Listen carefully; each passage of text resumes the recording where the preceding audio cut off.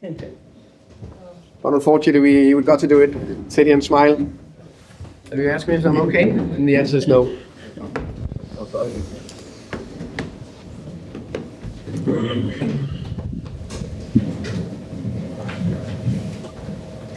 Thomas, how your team was started for you today? Of course, that's of course brutal in many ways. It's a fine margins in general. I think on the day, I think it's fair to say that the better team on the day won.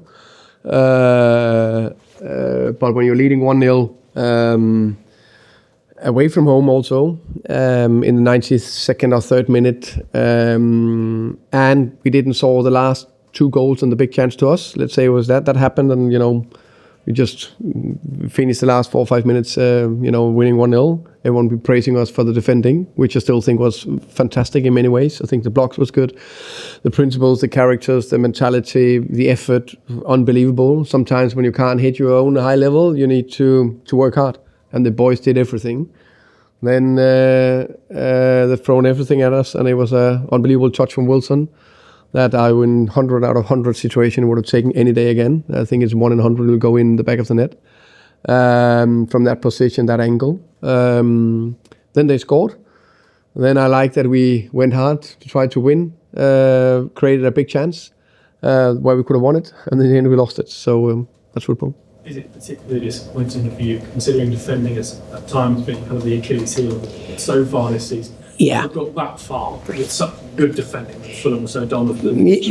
Yeah, of course. I think that's why it's that's why emotions we need to keep them out of it. But on the other hand, it's impossible to keep it out of it because there's a lot of good things in terms of the defending we did today. Of course, I think on the ball and our own level offensively, I don't think we hit a high enough level.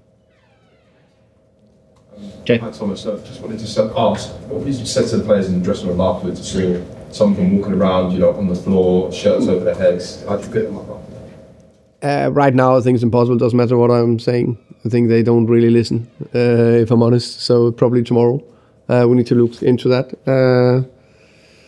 With all due respect, it's brutal to lose this way, but we lost 1 game, and we need to have a normal process tomorrow.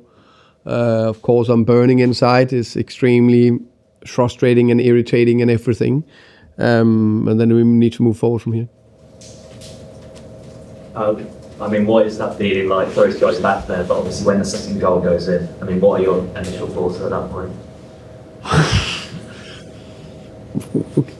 I'm not allowed to swear, so it's very difficult to put the full description here live. Let's put it this way, it's not great. And it's a performance that really, obviously, on another night would have been a masterful performance. So maybe pick up on some of the positive performances we saw, because there were plenty. That I think actually I know, and it was just sometimes it happens in games like this.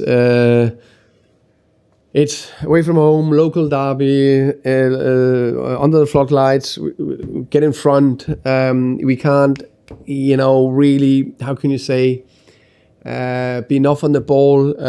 Fulham put us under pressure, did well, but we defended well. We didn't give a lot of way. I can't actually remember a big chance to Fulham. Yes, a lot of shots, a lot of crosses, a lot of situations, but we dealt with everything, and they needed a bit of magic from Wilson. So that happens.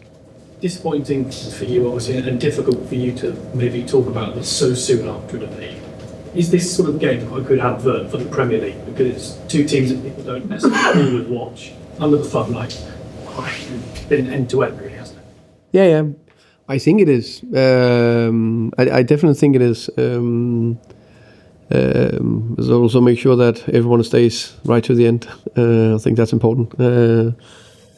And also, it's not like then they came back for them. We went and we created a massive chance, and 2 nearby where drops half a yard differently, then it's another double chance. So yeah, I guess it was positive for the Premier League.